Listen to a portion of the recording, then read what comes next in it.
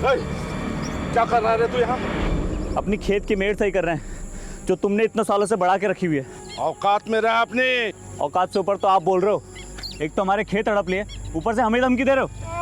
छोड़िए ना, आपको जैसा करना है वैसा कर लीजिए, हमको कोई परेशानी नहीं है, आप अपने हिसाब से मिड बांध लीजिए।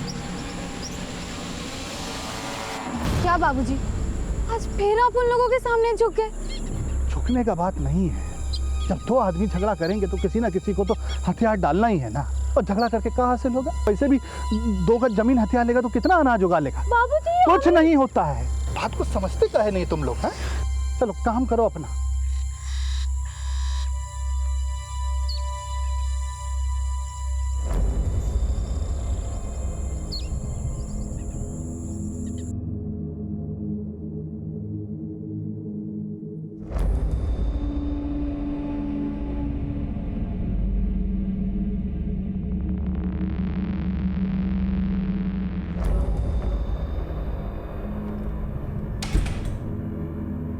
शुभा, क्या हुआ शुभा? नहीं हुआ इस बार भी।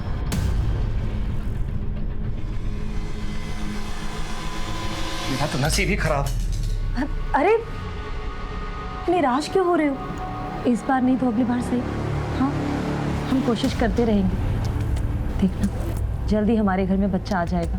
क्या आ जाएगा शोभा? तुमसे शादी करने के लिए मैंने घर वालों का लाया और रिश्ता टुकरा दिया, सबसे दूर हो गया, सबको नाराज किया। यहाँ रह रहा हूँ किराए के घर में। सोचा था उनकी नाराजगी दूर करने का सिर्फ एक रास्ता है कि मैं उनकी गोद में उनका पोता दे सकूं ताकि हमारे रिश्ते सुधर सके। आप धीरज रखो, हम कोशिश कर रहे हैं ना। हाँ, और इलाज भी चल रहा है, हो जाएगा। कब हो जाएगा शोभा?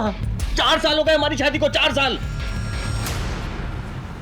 अरे आप सुनो तो।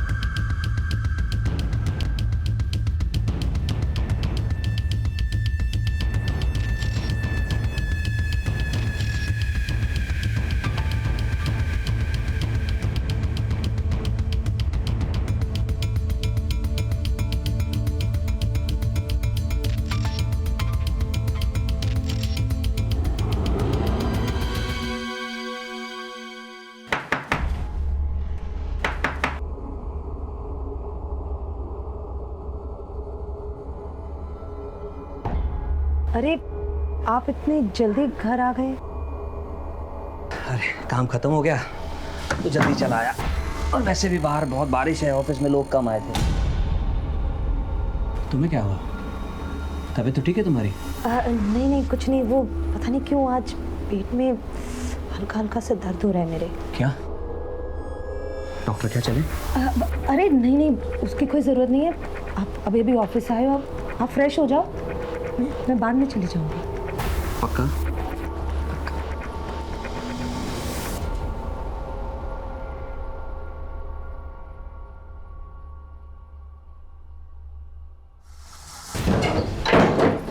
अरे अंदर कहाँ चले आ रहे हो? अरे कौन है? क्या बनता तू? चल घुसा पड़ता तेरे काम में।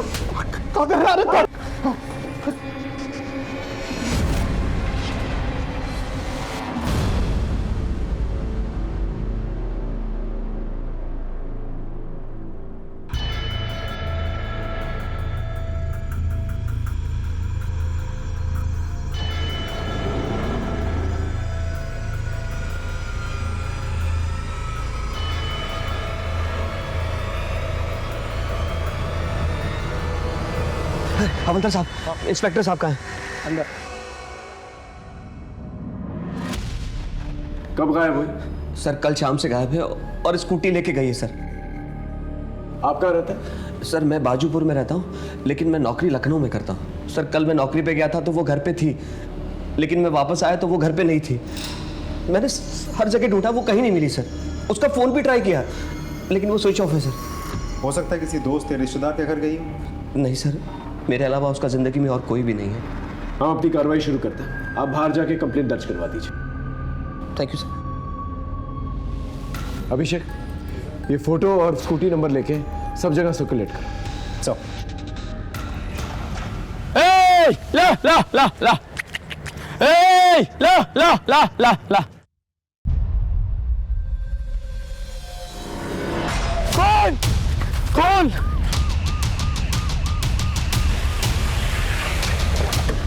आइए sir.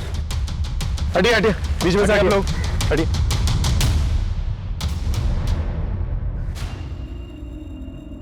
Sir sir sir sir मैं थाने गया था, पता चला आपको एक डेड बॉडी मिली है। बहुत घबराहट हो रही सर, क्या हुआ? आसपास अच्छी तरह से चेक करो, देखो क्या मिलता है। ठीक है, बैठो।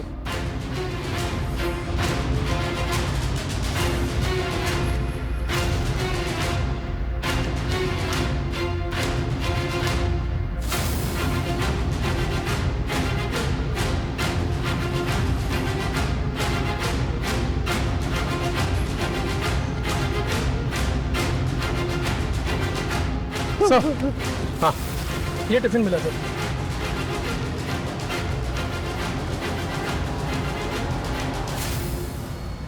सर सर सर ये टिफिन और बैग हमारे घर का है सर। अपना टिफिन लेकर इतने सुनसान एरिया में आपकी बीवी कर क्या रही थी? मैं नहीं जानता सर, ये मेडिसिन का रैपर मिला है, एंटी डिप्रेशन लगता है। किसी कीलदार औजार से वार किया गया है, बहुत ही बेरहमी से मारा गया है सर। इतनी दर्दनाक तरीके से कोई नफरत करने वाला ही मार सकता है। आपको किसी पे शक है? मैं क्या जानूं सर।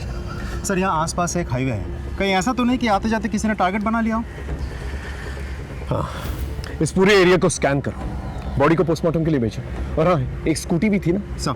देखो कहाँ डंप की गई। Okay sir.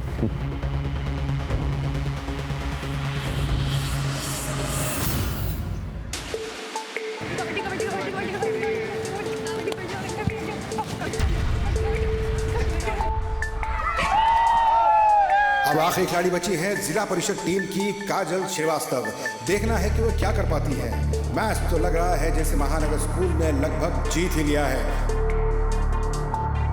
काजल रेखा के अंदर घुसी और देखते ही देखते आगे बढ़ रही है, काफी बहादुरी के साथ लड़ते हुए, हालात से समझौता ना करते हुए। काजल श्रीवास्तव बड़ी बहादुरी के साथ गेम चल रहा है। देखना है कि अब क्या होता है। और इसी के साथ काजल को चारों तरफ से सबने घेर लिया है। देखते हैं काजल क्या कर पाती है। एक तरफ जिला परिषद टीम की उम्मीदें लगी हुई है, दूसरी तरफ महानगर टीम पूरे जोश में लगी हुई है। अब देखना है क्या होता है। इसी के साथ काजल श्रीवास्तव ने एक साथ सबको ढेर कर दिया। जिला परिषद टीम की जीत दर्ज की गई है और आज की जीत का सेहरा जाता है काजल श्रीवास्तव को।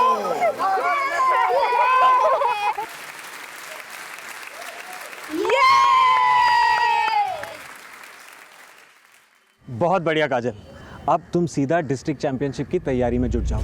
अगले ही संडे ना सिलेक्शन का कैंप लगने वाला है लखनऊ में, साथ चलेंगे। सर, दूसरे शहर में अकेले कैसे जा सकती हूँ? तुम अकेली थोड़ी ना हो, मैं हूं ना तुम्हारे साथ। एक साथ जाएंगे, एक साथ वापस आ जाएंगे। और तुम टेंशन क्यों ले रही हो? मैं समझाऊंगा तुम्हारे पापा को, तुम बस तैयारी करो। सवाल ही पैदा नहीं होता। अब से ये बचपना बिल्कुल बंद। तुम्हें जरा सा खेलकूद में हिस्से क्या लेने दिया? दुनिया के सैर पर निकल पड़ी। सर, ये काजल के लिए एक सुनहरा मौका है स्पोर्ट्स में अपना करियर बनाने का। तुझसे बात की मैंने, तूने दिमाग खराब कर रखा है इसका। चल निकल यहाँ से। पापा एक बार सुन तो लो, सर क्या कह रहे हैं। चुप, मुझे कुछ नहीं सुनना है। और तू भी एक बात कान खोल के सुन ले, ये तेरा आखिरी साल है। जैसा तैसे अपनी पढ़ाई पूरी कर ले। सर, अगर आपको ये टेंशन है कि काजल अकेले कैसे जाएगी, तो मैं जा रहा हूँ ना उसके साथ। अरे जा भाई जा, काजल कहीं नहीं जा रही है। और तू भी अपना रास्ता नाप और निकल यहाँ से। चल निकल यहाँ से। रेनू, आज से इसका खेलना कूदना और बाहर जाना बिल्कुल बंद। समझा दो इसे। जी। बाबा इसे मत करो ना।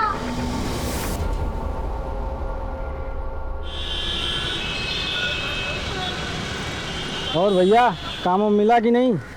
अरे भाड़ में गया ऐसा काम, ये लोग देंगे काम, एक दिन हम देंगे इनको काम, देखना। कमलेश खिलाना। उधार बहुत ज़्यादा हो गया है, पहले वो चुकता करो। रुक जा, देता हूँ। फिर रुक जाइए, चाय पीना बाद में।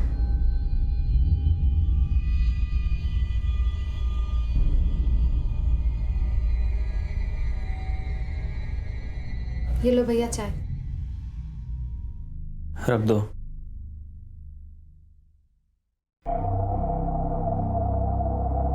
कहाँ घूम रहे थे सुबह से? कितना फोन किया हम आपको। घूम नहीं रहे थे, काम के लिए गए थे। अगर इतने ही लायक होते तो हमें आज ये दिन नहीं देखना पड़ता। बड़े भाई है तेरे, बात करने का तरीका सीख ले पहले। हम वही तो कह रहे भैया, जिंदगी जीने का एक तरीका होता है, ऐसे कब तक चलेगा? बस कुछ दिन की बात है, हम सब सही कर देंगे। सिर ठीक कर दोगे? यही मर जाएंगे सिसक के भूखे प्यासे, अपने गांव अपनी मिट्टी से दूर। हमने कहा ना हम कुछ करेंगे, मतलब करेंगे। दिमाग मत खराब करो अब। ओके सर, जय हिंद। हाँ, हमारा अंदाज़ा बिल्कुल सही था। शोभा को नकल डस्टर यानी कि हाथ में भूजा जैसा कुछ पहन के बहुत ही बेरहमी से मारा गया। ये रही पोस्टमार्टम रिपोर्ट। सर यहाँ तक कि स्कल में भी छेद हो गए हैं और वार करने वाला राइट हैंडेड है। यानी कि जिसने भी मारा है बहुत ही स्ट्रांग आदमी है, यहाँ तक कि हड्डी तक में भी छेद कर दिया। लेकिन इतनी बेरहमी से कोई मारेगा क्यों? विनोद कह रहा था कि शोभा का कोई भी नहीं है। मेरे अलावा उसका जिंदगी में और कोई भी नहीं है। इस पति पत्नी के रिश्ते के बारे में पता कर, ये जानना बहुत जरूरी है कि आखिर शोभा से नफरत कौन कर रहा है। सब साहब, शोभा अक्सर दोपहर में स्कूटी से कहीं जाती थी।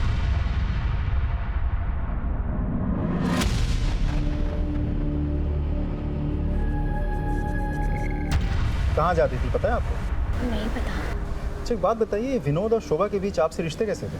विनोद बहुत प्यार करता था शोभा से, लेकिन शोभा के गायब होने से एक दिन पहले मैंने उनके घर से झगड़े की आवाज़ें सुनी थी। मैं यहाँ हर कोशिश में लगा हूँ कि अपने परिवार को बच्चा दे दूँ, और तुम मुझे बेवकूफ बना रही हो। अब तुम्हारी झूठ का पर्दाफाश हो गया, तुम्हारी डॉक्टर ने मुझे सब बता दिया। क्या सब कुछ बता दिया? देखो विनोद, मैं तुम्हें भी सब कुछ बताने वाली थी, लेकिन मुझे बहुत डर लग रहा था कि कहीं तुम मुझे छोड़ के ना चले जाओ। इतना बड़ा झूठ, इतना बड़ा झूठ। तुम मुझे बेवकूफ बनाती रही और मैं बेवकूफ बनता रहा। छी!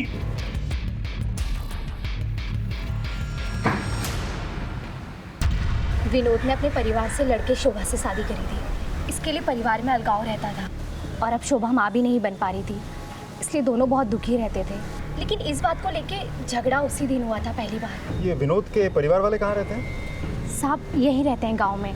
शोभा की मौत के बाद से वो लोग भी यहाँ आने जाने लगे हैं। हम थक गए ऐसी जिंदगी जीते जीते, हमको तो कुछ समझ में नहीं आ रहा हम क्या करें। भैया भी बहुत परेशान रहते हैं। अब इतनी दूर तो तुम लोग बैठे हो, कहा था ना गांव में आ जाओ, सब लोग हैं यहाँ पर, कुछ ना कुछ हो ही जाएगा। गांव तो आना ही है, लेकिन तुम जानती हो ना कितना मुश्किल है। हाँ लेकिन आ जाओ।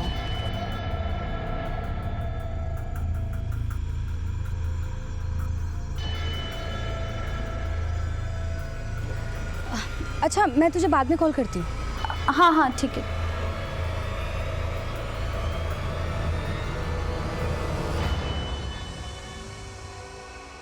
पंद्रह तारीख को तुम्हारे और शोभा के बीच किस बात पे झगड़ा हुआ था?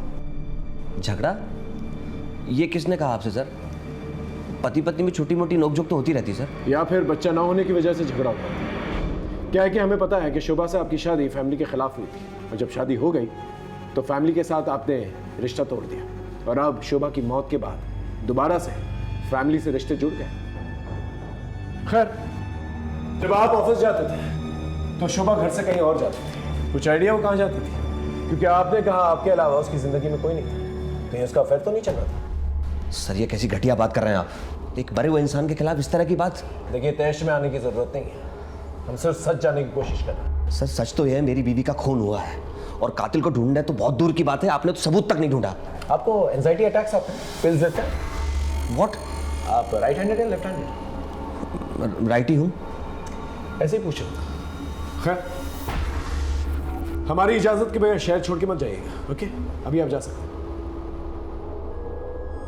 इस आदमी को गुस्सा बहुत आ रहा है और ये कुछ छुपा भी रहा है। हो सकता है कि मियाँ बीवी में बच्चा ना होने की वजह से जो झगड़ा होता था वही एक वजह हो जिसकी वजह से इसने मार डाला उसे। हो सकता है सर। इस मियाँ बीवी के बारे में पूछताछ करो, पता लगाओ क्या चक्कर चल रहा था इन लोग के बीच में। और हाँ, ये जानना बहुत ज़रूरी है कि शोभा कहाँ जाती थी, किससे मिलने जाती थी। इनके फैमिली डॉक्टर से जाके मिलो। सारिका। हाँ भैया। इतनी देर कहाँ हुई तुझे? वो भैया आ तो मैं पहले ही जाती, लेकिन शायद कोई मेरा पीछा कर रहा है। अकेले बाहर आओगी जाओगी तो गांव के आवारा लड़के ऐसे ही करेंगे। कौन था लड़का वो? मैं नहीं जानती। अगर इतना ही डर लग रहा है तो छोड़ दो ना सिलाई कढ़ाई। ना बाहर जाओगी ना कुछ होगा। अरे मैं तो कहता हूँ सिलाई कढ़ाई की जरूरत ही क्या है? भैया वो कोर्स खत्म होने में बस कुछ ही दिन बचे हैं।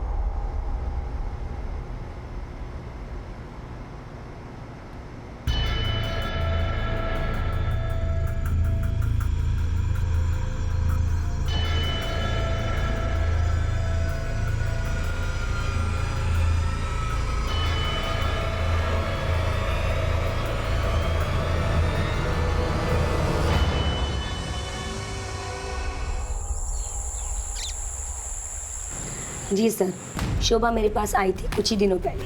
उसके पेट में किसी तरह का इन्फेक्शन हुआ था। मैंने कुछ टेस्ट किए और उनकी रिपोर्ट्स भी चेक की। रिपोर्ट्स चेक करने के बाद मुझे पता चला कि शोभा अपने पति विनोद को धोखा दे रही है। कैसा धोखा? दरअसल सर, शोभा पहले से एक बच्चे की माँ थी और उसके बाद उसकी बच्चेदानी निकाली जा चुकी थी, जिसकी वजह से वो दोबारा प्रेग्नेंट नहीं हो सकती थी। मैंने शोभा से इस बारे में बात भी की थी। देखिए मैडम, ये बात सच है, लेकिन प्लीज़ आप विनोद को इसके बारे में कुछ मत बताइएगा। तुम भले ही अपने रिश्तों में धोखे का जहर घोल रही हो, लेकिन मैं अपने प्रोफेशन में बेईमानी कभी नहीं करूँगी। मुझे सब कुछ विनोद को सच सच बताना होगा। प्लीज़ मैडम आप समझने की कोशिश कीजिए मैडम।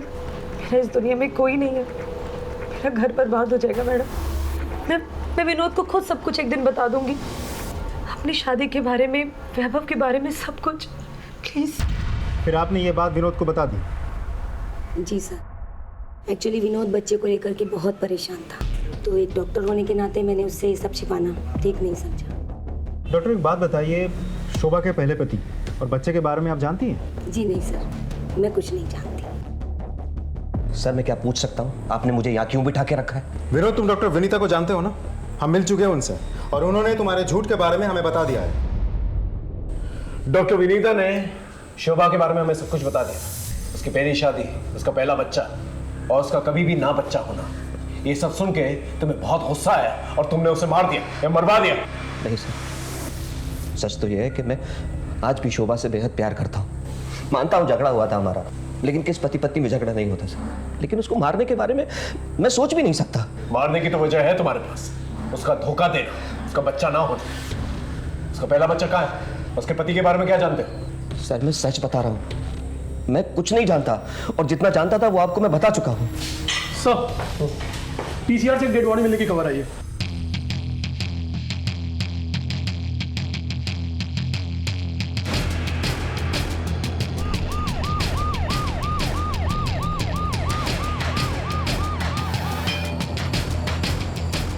चलिए हटिए, साइड हटिए सर। सर इस लड़की को भी लगभग वैसे ही मारा गया है।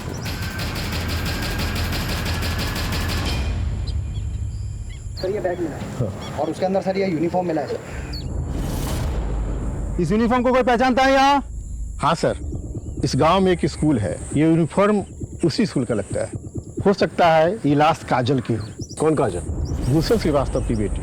सर वो एक दिन से लापता है।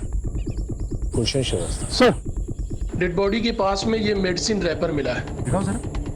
सर ये तो वही दवाई है जो हमें शोभा के मर्डर स्पॉट में मिली थी, और इस लड़की का चेहरा भी बुरी तरह से बिगाड़ा गया है। बॉडी को पोस्टमार्टम के लिए भेजो, देखते हैं रिपोर्ट में क्या आता है। सर एक काम करते हैं, इस मेडिसिन के रैपर को आसपास के मेडिकल शॉप में जाके पूछताछ करते हैं, शायद हमें कुछ पता चल जाए। नॉट पॉसिबल अभिषेक, ये जो मेडिसिन है काफ़ी कॉमन मेडिसिन है, काफ़ी लोग इस्तेमाल करते होंगे इसका।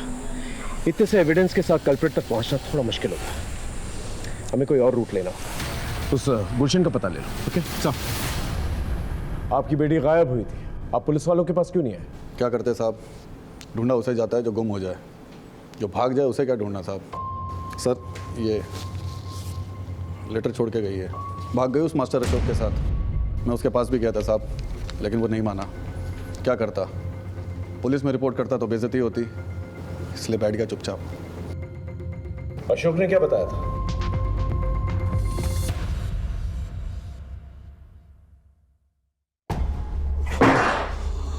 अशोक, काजल कहाँ है? मुझे नहीं पता काजल का। इज्जत के सिवा कुछ नहीं है मेरे पास, बता दे काजल कहाँ, नहीं तो जान से जाएगा।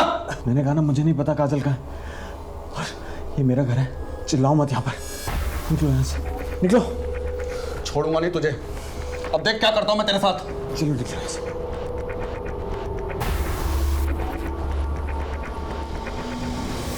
कहाँ रहता है ये कोच?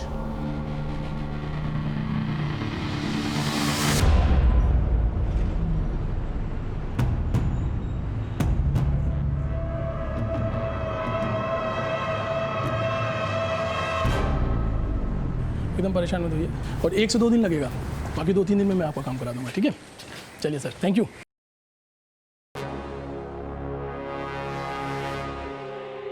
जी बताइए। सर अगर कोई पीछा कर रहा हो तो कंप्लेंट कहाँ लिखानी है? यहीं पुलिस स्टेशन में। वैसे कौन पीछा कर रहा है? सर पता नहीं। उसका हुलिया याद है जिससे हम उसका स्केच बनवा सकें? नहीं सर। आप परेशान मत हो, एक हेल्पलाइन नंबर है, आप इसको नोट कर लीजिए। Thank you.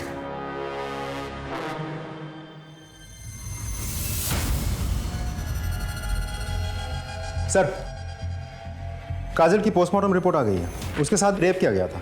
What? Ji sir, दोनों जगहों पर मिली मेडिसिन का रैपर सेम है, नकल डस्टर के मार्क्स भी बिल्कुल सेम है, और मारने का तरीका भी बिल्कुल वैसा ही है जिस रात काजल घर से भाग गई थी। उस रात उसने अपने कोच अशोक को फ़ोन किया था। ये रही उसके कॉल डिटेल्स। लेकिन सर अब अशोक अपने घर से फरार है। इसका मतलब गुलशन ने जो इल्ज़ाम लगाया था कि अशोक ने ही मदद की थी काजल को भगाने में, वो सच थी। गांव में कुछ और पता चला? नहीं सर, ना ही स्कूल से कोई और सस्पेक्ट मिला। आसपास के पुलिस थानों में पता करो कोई सेक्सुअल ऑफेंडर है कि नहीं, उसका नाम रिकॉर्ड में ज़रूर होगा, और इस अशोक के बारे में पता करो। जी सर, हमारी टीम ने अशोक की फोटोग्राफ्स हर जगह सर्कुलेट कर दी है, ज़्यादा दिनों तक वो बच नहीं पाएगा। उसके घर पे भी हमारी नज़र है। सर ये रहा बच्चा, इसी का नाम वैभव है। ये शोभा का बेटा है। शोभा अक्सर इससे मिलने यहाँ आया करती थी। वैभव बेटा, कैसा है तू? मैं ठीक हूँ। कितना कमजोर हो गया? मम्मी मुझे आपके बगैर मन नहीं लगता। जल्दी तुझे यहाँ से ले जाऊंगी, मैं तेरा मनपसंद खाना लेकर आई हूँ।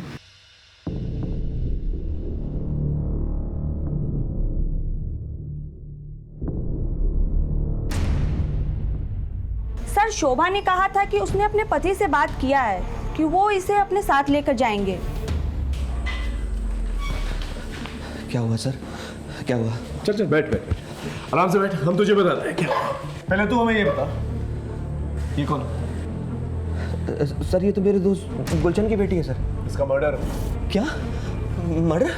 बिल्कुल उसी तरह जिस तरह से शोभा का। लेकिन सर आप ये मुझे क्यों बता रहे हैं? इसे पहचानता है? नहीं सर, इसे नहीं जानता मैं। ये शोभा का बेटा है जिसकी वजह से तूने शोभा को मार दिया। सर सच सच बता, उस दिन क्या हुआ? सर मैं कसम खा रहा हूँ, मैं नहीं जानता था ये शोभा का बेटा है सर। उस दिन हॉस्टल जाते वक्त उसने हॉस्टल की वार्डन को सब कुछ बता दिया था कि उसने तुझे सब कुछ बता दिया। सर वो मेरे दिमाग से निकल गया, बताया था उसने सर मुझे, मैं भूल गया था सर। मुझे माफ कर दो विनोद, मैंने तुमसे कुछ झूठ नहीं बोला, सिर्फ सच छुपाया विनोद। मेरी शादी पूरी तरह से बर्बादी थी। विनोद तुम वैभव को अपना लो विनोद, प्लीज। मैं वैभव को तुम्हारे पास ले आती हूँ विनोद, देखो मना मत करना विनोद। लेकिन मैंने उससे ये कभी नहीं कहा था कि मैं उसे अपना लूंगा या वो उसे घर ले आए। तूने कहा नहीं, करके दिखाया। इसलिए जब शोभा बाहर निकली तूने उसे मार दिया या मरवा दिया, ताकि ना रहे वैभव और ना रहे वो, और तू दोबारा अपने माँ बाप की मर्जी से शादी कर सके। सर चाहे तो आप सारी जिंदगी के लिए मुझे जेल में डाल दीजिए, मैं आखिरी वक्त तक यही कहूंगा कि मैंने शोभा को नहीं मारा, नहीं मारा, नहीं मारा।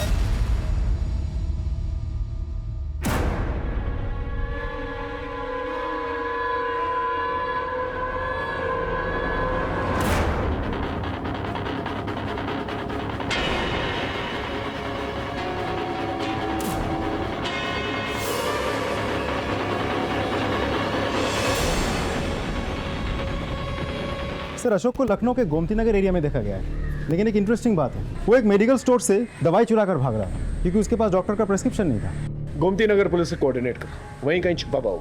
जी सर, हमारी खबरें टीम और पुलिस टीम दोनों ही उसके पीछे पड़ी है, ज़्यादा दिनों तक छुप नहीं पाएगा। शोभा का मर्डर सस्पेक्ट विनोद हमारी गिरफ्त है, लेकिन फिर भी हम उससे कुछ उगलवा नहीं पाए। अब देखते हैं काजल का मर्डर सस्पेक्ट क्या कहता है।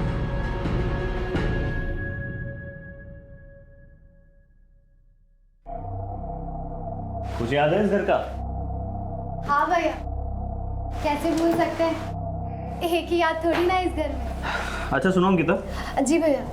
हम थोड़ा खेत का चक्कर लगा के आते हैं। और हाँ, घर से बाहर निकलना मत, यहाँ का माहौल ठीक नहीं है। जी भैया।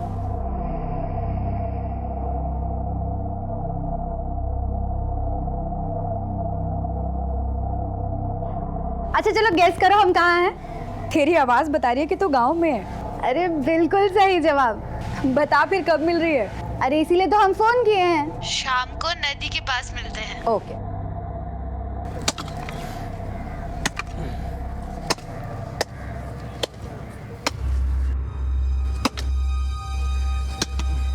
अरे श्याम। अरे प्रणाम चाचा। कब आए? बस अभी आए, ये जो कुछ बचा है अपना उसे बटोरने के लिए। बहुत अच्छे बेटा, ये जमीन बनाओ और अब यही रहो। यही सोचा है अब।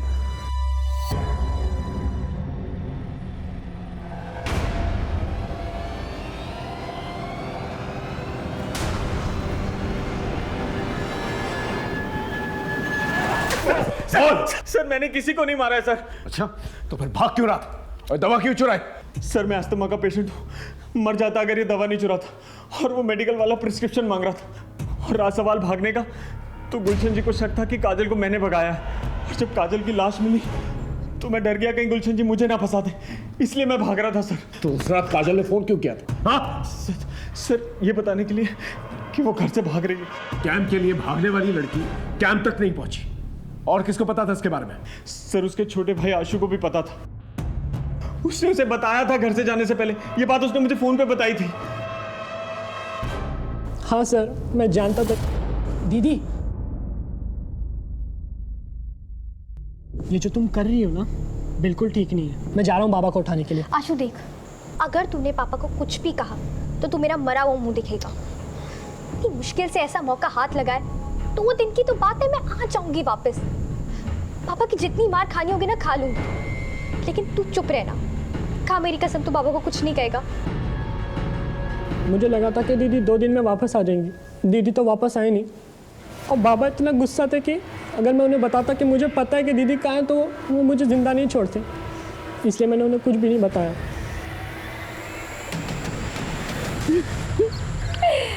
सब कुछ कितना बदल गया नहीं?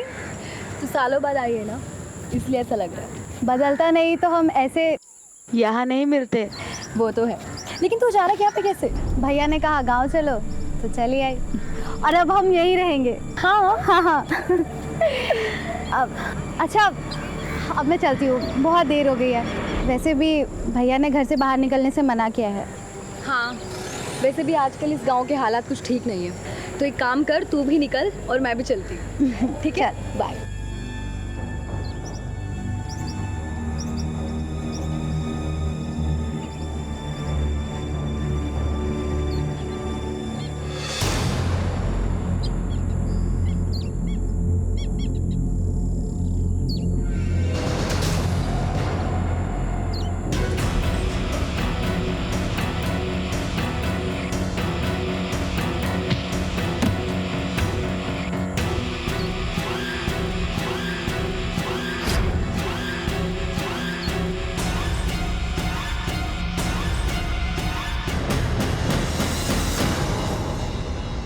इधर आ। जी सर। तीरा तू कहाँ जा रहा है? घर जा रहे सर। वैसे यहाँ आसपास खतरा बहुत है, कर क्या रहा है यहाँ पर? आगे आगे खेत है हमारे सर, वो देरी हो गई आज। अच्छा ठीक है, गाड़ी में बैठ जा, छोड़ देता हूँ। जी जी सर।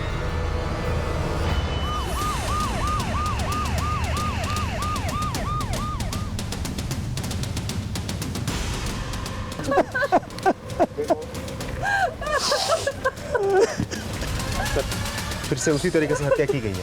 सर ये लड़की तो 2 दिन पहले भी आई थी अपने पुलिस स्टेशन में। क्या कह रही थी?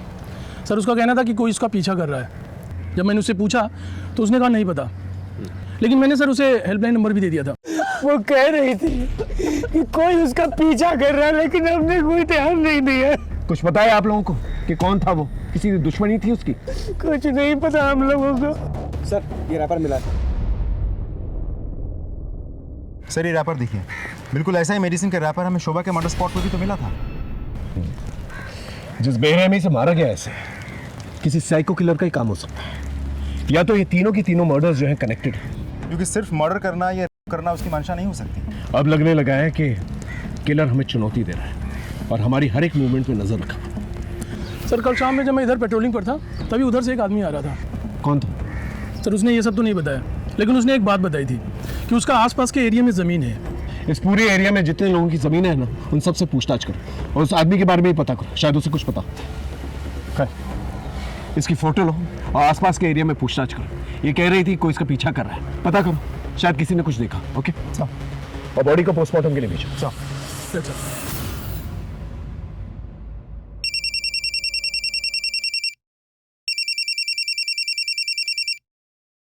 हेलो, सारिका की किसने हत्या कर दी? क्या? अंकिता, क्या हुआ? अच्छा हम कुछ काम से बलरामपुर जा रहे हैं, कल सुबह तक आ जाएंगे। अंकिता, हम तुम्हारे लिए कुछ लाए हैं, ये देखो।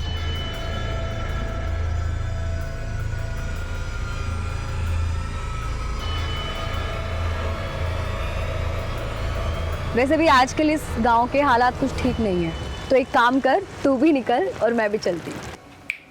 क्या हुआ, पसंद नहीं आया? नहीं भैया, अच्छा है। हमें पता है तुम क्या सोच रही हो। यही सोच रही हो ना कि तुम्हारा नाम तो ए से आता है, फिर ये एस क्यों? सच बताए, हमने हमारे लिए लिया था, पर क्या है अब तुम रख लो। चलते हैं।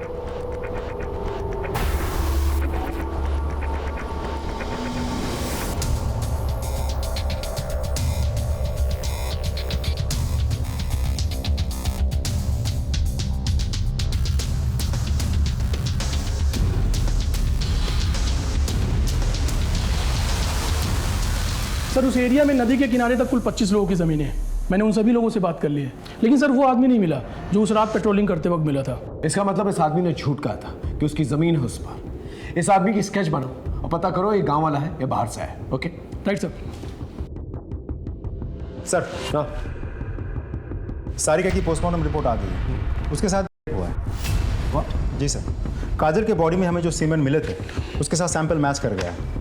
एक और बात सर, इस बार भी वही नकल डस्टर यूज़ किया गया है और उसी तरीके से स्कल में छेद भी हुए हैं। और सर मारने वाला इस बार भी राइट हैंडेड है। इसका मतलब ये किसी साइको किलर का ही काम है और ये सारिका उसकी तीसरी विक्टिम है। अब हम ये बात रूल आउट कर सकते हैं कि ये सब रैंडम किलिंग्स नहीं है। सर इन तीनों मर्डर्स में कोई डायरेक्ट कनेक्शन तो मुझे लग नहीं रहा है, लेकिन हाँ एक गहरा कनेक्शन तो है। काजल के पिताजी गुलशन, शोभा का हस्बैंड विनोद और सारिका का भाई मनोज, तीनों ही दोस्त हैं और दोस्ती बहुत गहरी है सर। यानी कि ये तीनों के तीनों जो दोस्त हैं, इनके साथ एक ही हादसा होता है। सर हाँ, उस आदमी का स्केच बन गया। इस स्केच को सब जगह सर्कुलेट और मनोज और गुलशन को थाने बुलाओ। Right sir. तुम तीनों से जो सवाल मैंने अलग अलग पूछा था, अब साथ में मिलकर पूछ लो। तुम तीनों का कोई तो दुश्मन है जो तुम लोगों से दुश्मनी निकाल रहा है। कुछ आइडिया कौन है वो? नहीं है। इसे पहचानते हो?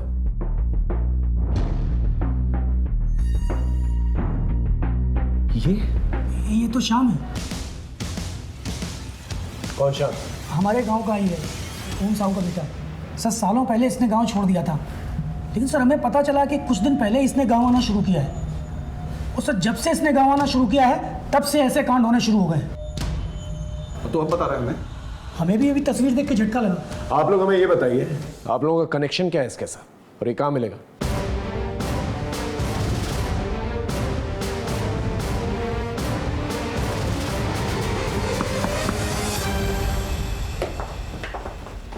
भैया घर पर नहीं। तुम्हें कैसे मालूम तुम्हारे भैया से मिलना है? ये मेरी सहेली सारिका का लॉकेट।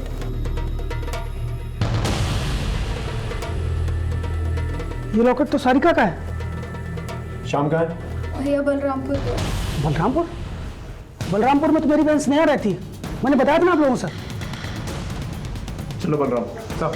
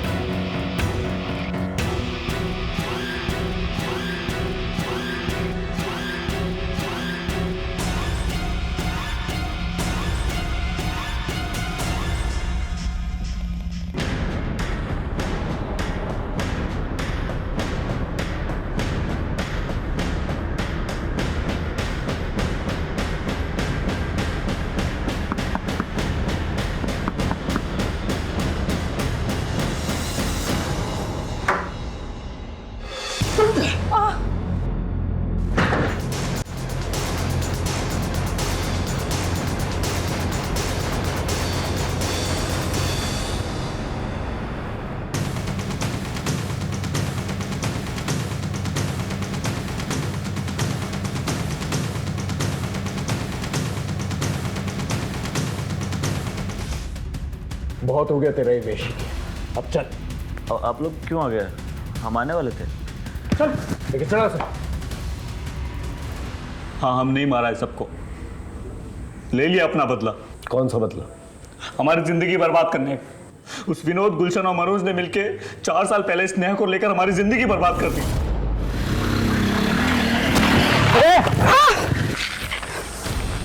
ये क्या कर दिया तुमने? हमें जानबूझ के नहीं किया, वो गलती। क्या हो रहा है? क्या क्या स्नेहा तुम क्या कैसे? भैया इसने मुझे छेड़ा है। नहीं, अपनी जात और औकात दोनों भूल गए। भैया आपने तो बचाया इसे बाइक से। दो इसे दो मनोज भाई।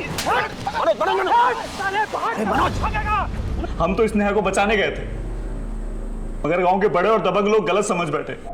हमारे बाबा ने कहा कि जब तक मामला ठंडा नहीं हो जाता गांव से दूर रहो, मगर हमारे दूर जाने के बाद मामला और बिगड़ गया। वो हमारे बाबूजी को उठाकर ले गए हमें ढूंढने के लिए। जैसे हमें पता चला हम पहुंचे उनके पास। दोबारा इस गांव में दिखे तो पूरे खानदान को खत्म कर दूंगा। मारपीट से ज्यादा उन्होंने हमारे बाबा की दिल पे चोट पहुंचाई। एक चींटी नहीं मारी थी उन्होंने, जानवरों जैसा व्यवहार किया उनके साथ। वो हमारे बाबा की आत्मा तो उसी दिन मर गई थी, वो तो बस जी रहे थे। हड्डियां पकड़ ली थी उन्होंने, एक दिन से सक के दम तोड़ दिया।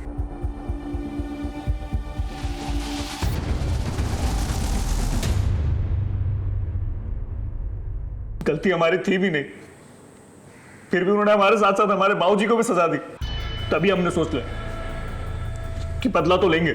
बदला लेना ही था तो गुलशन, मनोज और विनोद से ले। उन 3 निर्दोष औरतों ने क्या किया? ये बात आप उनसे जाके पूछो ना। अगर उन्हें कोई बात करनी थी तो हमसे क्यों नहीं की? हमारे निर्दोष बाप को क्यों घसीटा बीच में? हम भी जताना चाहते थे उन्हें कि अपने सामने अपनों को मरता हुआ देख के कैसा लगता है। हमारे बाबा की आत्मा को अब शांति मिल गई होगी। अब आप हमें फांसी दो या जिंदगी भर जेल में रखो, कोई फर्क नहीं पड़ता। फांसी तो तुझे होगी, लेकिन एक बात बता देता हूं तुझे, तूने जो किया है ना, उसकी वजह से तेरे बाबा की आत्मा को कभी भी शांति नहीं मिलेगी।